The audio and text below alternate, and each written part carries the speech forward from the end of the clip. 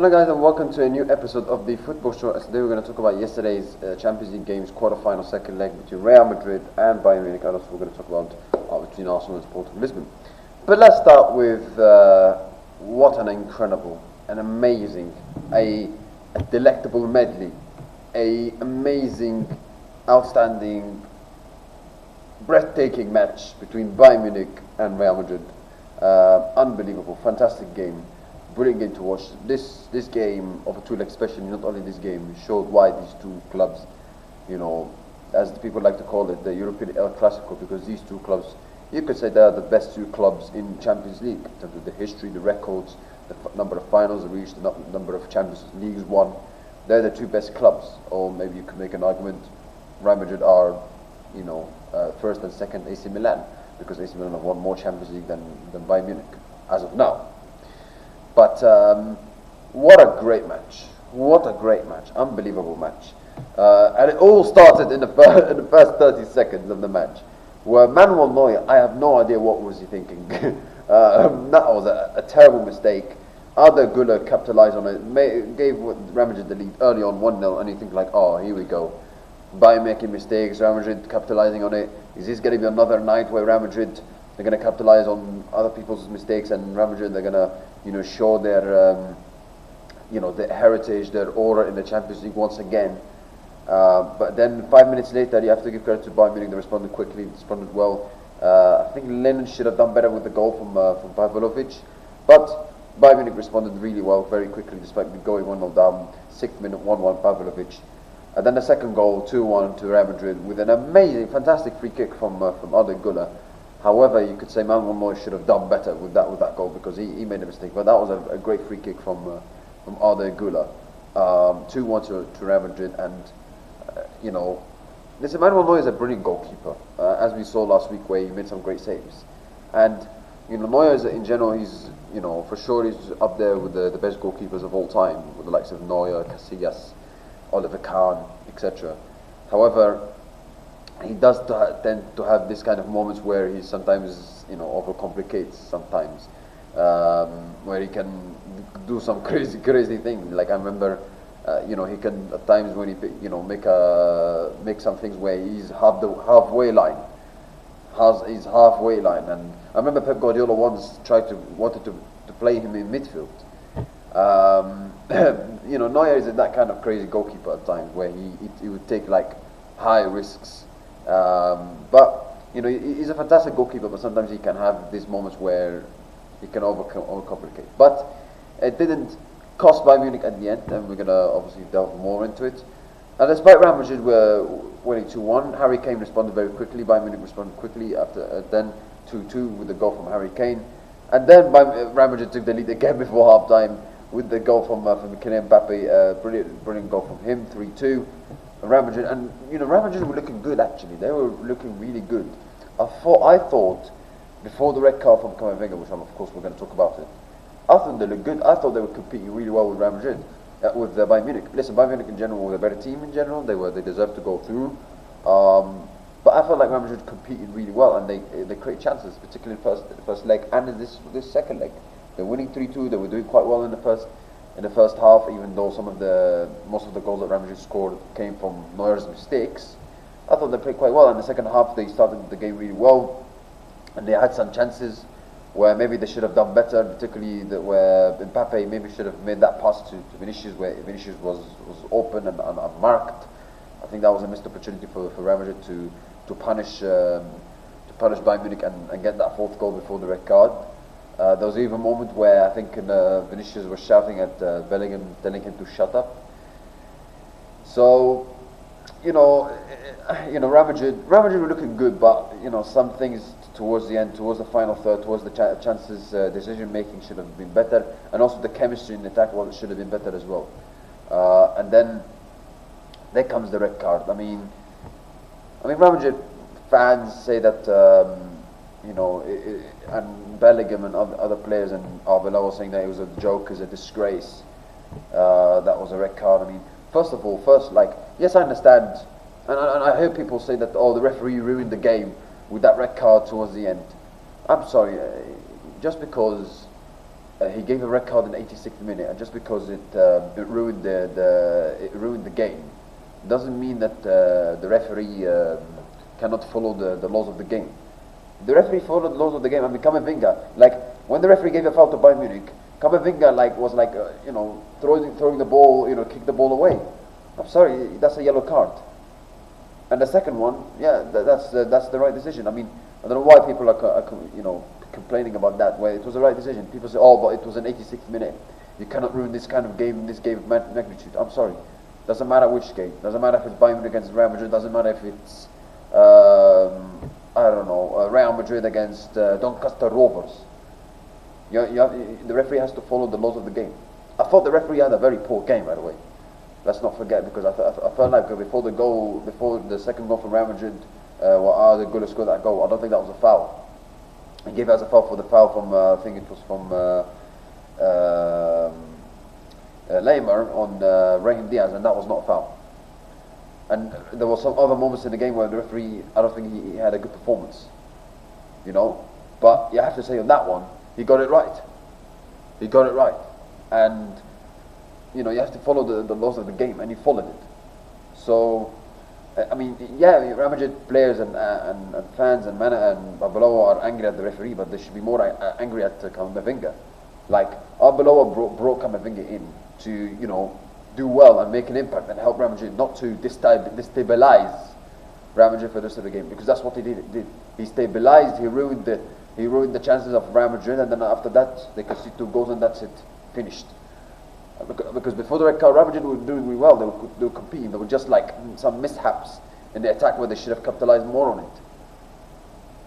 And Camavinga, he ruined it. He cost Real Madrid a place in the semi-final of the Champions League.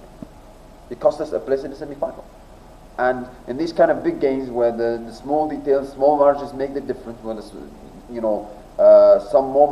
some small moments happen and it can make a big consequence, this one was one of them.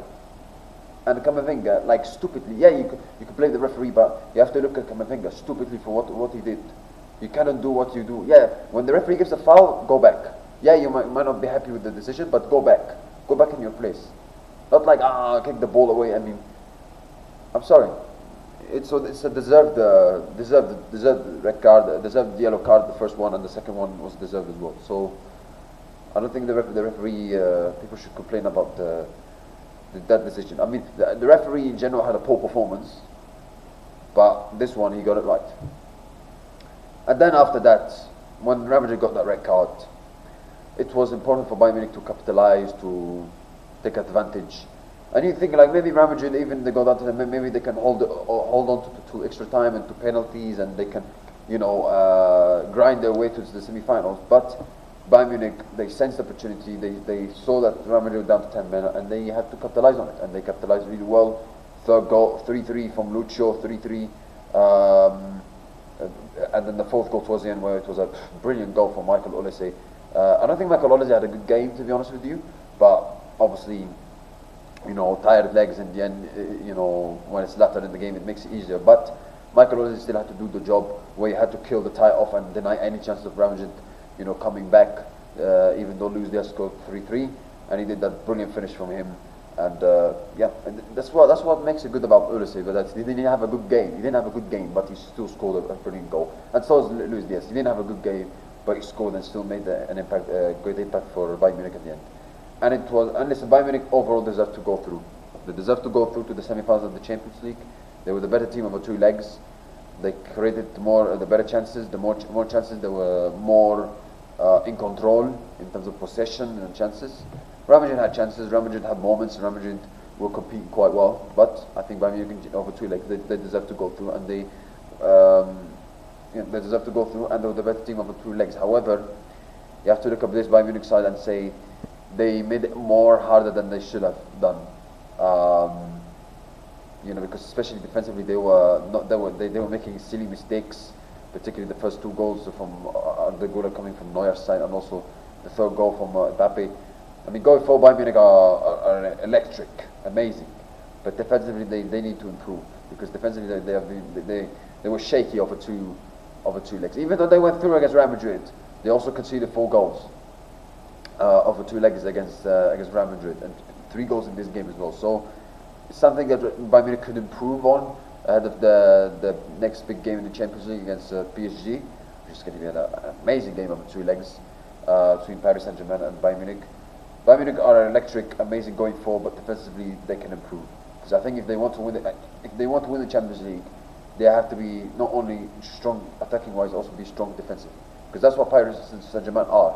They were last season and they are right now. They are strong attacking wise, and they're also stronger in defensive wise. So yeah, but great night for Bayern Munich, great win. Vincent Kompany and his players must be happy. The fans of Bayern Munich must be happy, and it was a very, very good win, very important win, and they'll go through to the semi-finals of the Champions League, and they're going to face PSG, where it's going to be like almost like a 50-50 game between these two. I think if you ask me who do I think is going to win the Champions League out of the 4 teams remaining, I think that the winner of PSG and Bayern Munich wins the Champions League, in my opinion. No disrespect to Arsenal and Atletico Madrid, but Arsenal right now, they're not in good form. They are playing with fear, even though Arteta denies it. They're not in a good form, and they've been looking unstable in the last 4 or 5 games. Atletico Madrid, they're a very good side. Attacking wise, they're fantastic, but defensively this season they've been very, very very shaky, and I think Bayern Munich and PSG are a better team than Atletico Madrid. Listen, it's a one-off game, anything can happen. Atletico could beat Bayern or PSG, or Arsenal could beat Bayern PSG in the final. But I think the winner of PSG and Bayern Munich, must be the favourites to win the final against either Atletico or Arsenal. But great win but it's going to be a very fascinating game between PSG and Bayern Munich. Fantastic, great 2 legs. I mean, Vincent Kompany is going to be suspended for the first leg. He's not going to be on the touchline, which is not what Bayern Munich would need. But Bayern Munich play at home in the second leg, so that might give them an advantage. And yeah, in this game, I mean, over 2 legs, it's 50-50. I think it could go both ways. This tie. I mean, both are fantastic sides. Both going for a fantastic. Both can have deficiencies in defensive wise, but I think PSG are more stable defensively than Bayern Munich, in my opinion.